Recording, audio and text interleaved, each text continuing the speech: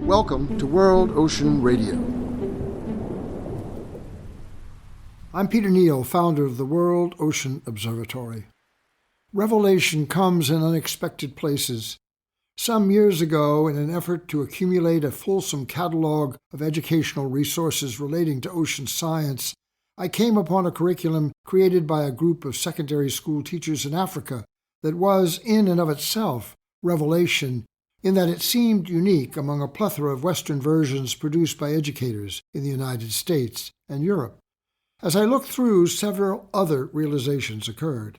First, as it was illustrated, it portrayed each lesson in the context of the community in which the students presumably lived, coastal villages primarily, where everyone was African instead of the Caucasian inhabitants of the Western versions.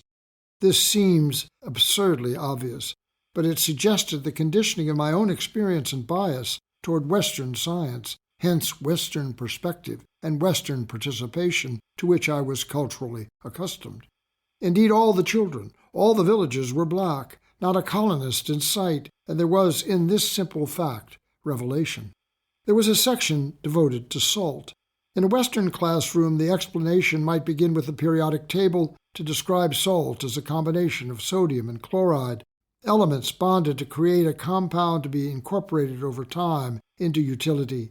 In this case, however, the lesson began with the role of salt as flavor enhancement of food, a way to preserve fish and meat, a source of work, trade, and financial support by its production. Salt was presented as a community phenomenon first, familiar to every student before the lesson even began, as an element in the social organization of health and home, a revelation by reversal of perspective.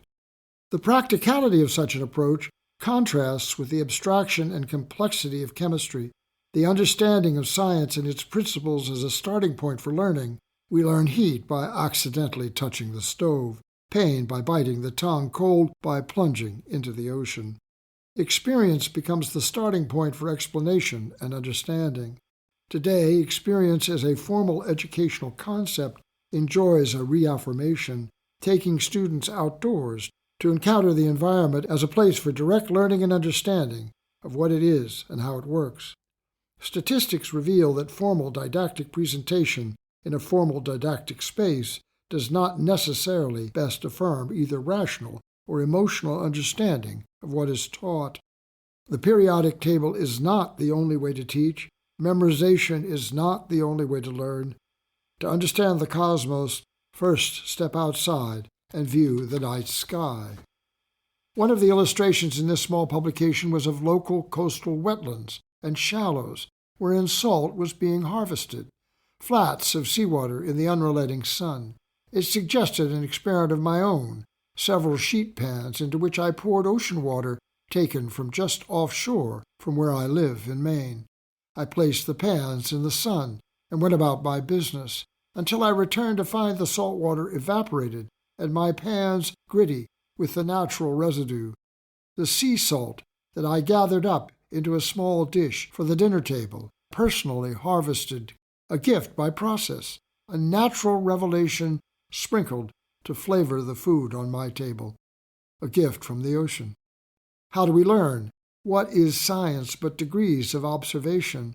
What is nature but a compendium of opportunity that we must protect and sustain through sustainability and respect? Why would we despoil such a gift? Why would we take it for granted? Why would we not honor the simplicity and generosity of salt that is but one such contribution to our livelihood, hidden but so easily revealed and extracted from the sea around us? That we explain something so essential and miraculous by a method so simple and true is a revelation, teaching and learning the wisdom of nature from the salt of the earth. We will discuss these things and more in future editions of World Ocean Radio. World Ocean Radio is distributed by the Public Radio Exchange and the Pacifica Network for use by college and community radio stations worldwide. Find us wherever you listen to podcasts and at worldoceanobservatory.org.